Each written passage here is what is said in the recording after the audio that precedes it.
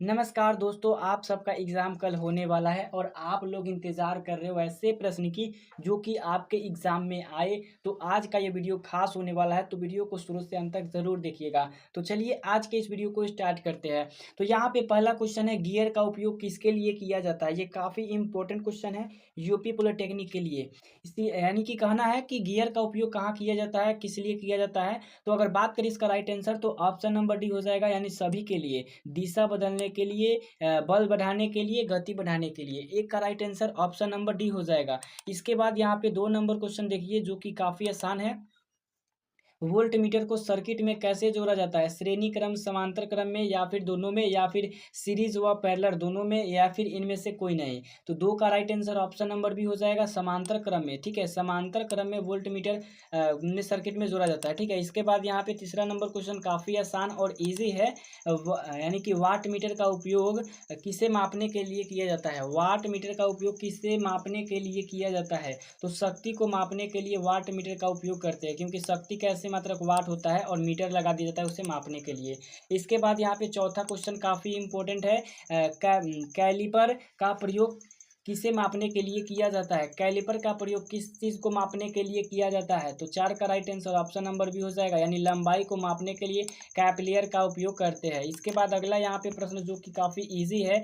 यहाँ पे बताया जा रहा है विद्युत मोटर किस सिद्धांत पर कार्य करती है? ये काफ़ी इंपॉर्टेंट सवाल है। तो 5 का राइट आंसर आ जाएगा ऑप्शन नंबर डी, मोटर सिद्धांत पर। विद्युत मोटर जो होता है वो मोटर सिद्धांत पर काम करती है। इसके बाद यहाँ पे 6 नंबर क्वेश्चन काफ़ी आसान है। एक सामान्य मोटर में कम्यूटेटर का कार्य क्या होता है? तो एक सामान्य मोटर में कम्यूटेटर का काम ये होता है धारा को बदलना। ठीक है, धारा को बदलना। इसका right answer option number A हो जाएगा। इसके बाद यहाँ पे 7 नंबर क्वेश्चन है, स्क्रू गैस का प्रयोग किसे मापने के लिए किया जाता है? स्क्रू गैस का प्रयोग किसे मापने के लिए किया जाता है? तो अगर बात करें तो छोटे वस्तुओं की मोटाई को मापने के लिए स्क्रू गैस का प्रयोग किया जाता है। इसके बाद यहाँ पे 8वां क्वेश्चन काफ़ी ईजी है।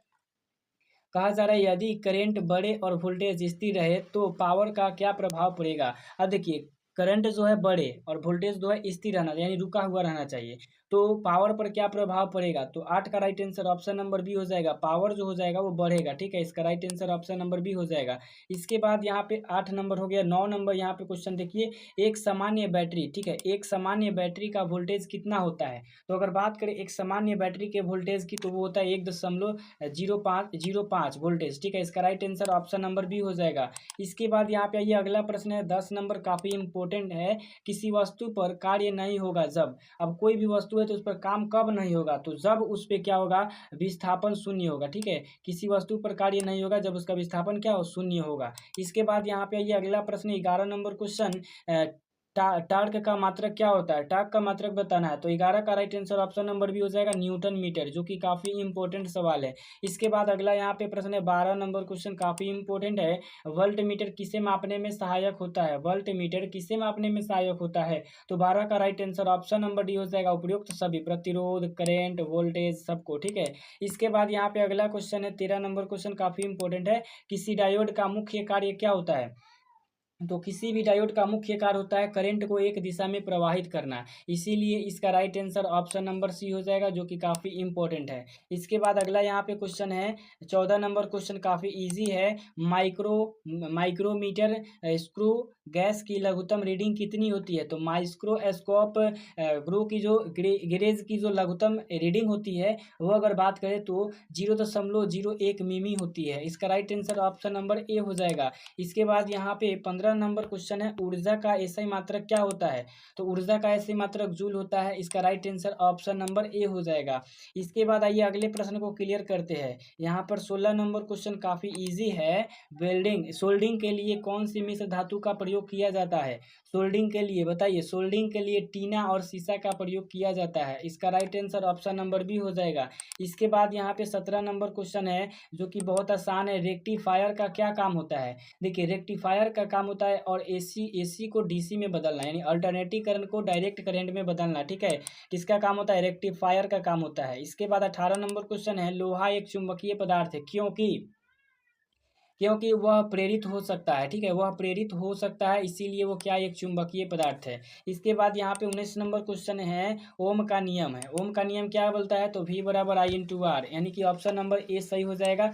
V बराबर आई इंटू आर, ये ओम का नियम है। इसके बाद अगला प्रश्न 20 नंबर है, रेगुलेटर का प्रयोग किया जाता है, किस लिए किया जाता है बताइए। रेगुलेटर का प्रयोग किस लिए करते हैं, तो कहा जाए तो किसी भी मान को स्थिर रखने के लिए रेगुलेटर का प्रयोग हम लोग करते हैं। इसके बाद यहाँ पे 21 नंबर क्वेश्चन काफ़ी इजी है, थर्मामीटर किस सिद्धांत पर काम ये करता है बताइए। थर्मामीटर जो होता है किस सिद्धांत पर काम करता है, तो विस्तार का सिद्धांत पे, ठीक है, विस्तार के सिद्धांत पर काम करता है और यह ताप को बताता है। इसके बाद यहाँ पे अगला प्रश्न है 22 नंबर, जो कि काफ़ी इजी है, वेल्डिंग में कौन सी गैस सामान्यतः प्रयोग होती है, तो वेल्डिंग में अगर बात करें तो वो ऑक्सीजन गैस, ठीक है, वेल्डिंग में ऑक्सीजन गैस सामान्यतः प्रयोग की जाती है, ऑप्शन बी सही हो जाएगा। इसके बाद अगला यहाँ पे क्वेश्चन है 23 नंबर, जो कि इजी है, धारा का ऐसी मात्रक क्या होता है, तो धारा का ऐसी मात्रक एम्पियर होता है, इसका right answer option number C हो जाएगा। इसके बाद अगले प्रश्न को क्लियर करते हैं। यहाँ पे 24 नंबर क्वेश्चन है, ट्रांसफार्मर का मुख्य कार्य क्या होता है, तो ट्रांसफार्मर का मुख्य कार्य होता है वोल्टेज को बदलना, ठीक है, वोल्टेज बदलना। ट्रांसफार्मर क्या करता है, कम वोल्टेज को ज़्यादा में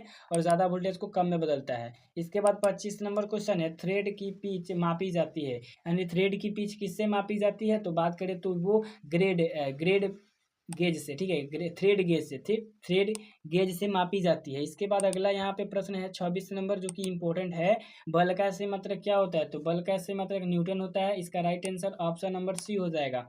इसके बाद यहाँ पे अगला प्रश्न 27 नंबर है, न्यूटन का पहला नियम किससे संबंधित है, तो 27 का राइट आंसर हो जाएगा ऑप्शन नंबर ए, जड़त्व के नियम से संबंधित है। इसके बाद अगला यहाँ पे प्रश्न है 28 नंबर क्वेश्चन, कौन सी प्रक्रिया में धातु को गर्म करके जोड़ा जाता है बताइए, कौन सी प्रक्रिया जिसमें धातु को गर्म करके जोड़ा जाता है, तो 28 का राइट आंसर ऑप्शन नंबर भी हो जाएगा, वेल्डिंग में धातु को गर्म करके जोड़ा जाता है। इसके बाद अगला यहाँ पे 29 नंबर क्वेश्चन है, 29 नंबर, वर्किंग ट्राइंग में मुख्य रूप से क्या दिखाया जाता है, तो वर्किंग ट्राइंग में अगर बात करें तो भागों की पूर्ण जानकारी बताई जाती है, कौन सा भाग किस में पड़ता है। इसके बाद अगला यहाँ पे क्वेश्चन है लास्ट, बताया जा रहा है कि नट और बोल्ट के जोड़ को क्या कहते हैं, नट और बोल्ट के जोड़ को बताइए क्या कहते हैं, तो वो कहते हैं टेम्परी ज्वाइंट, टेम्परी ज्वाइंट, ठीक है, टेम्परी ज्वाइंट, नट और बोल्ट के ज्वाइंट को कहते हैं। तो कैसा लगा आज का ये वीडियो कमेंट में जरूर बताइएगा। इसी के साथ मिलेंगे नेक्स्ट वीडियो में, तब तक के लिए जय हिंद जय भारत।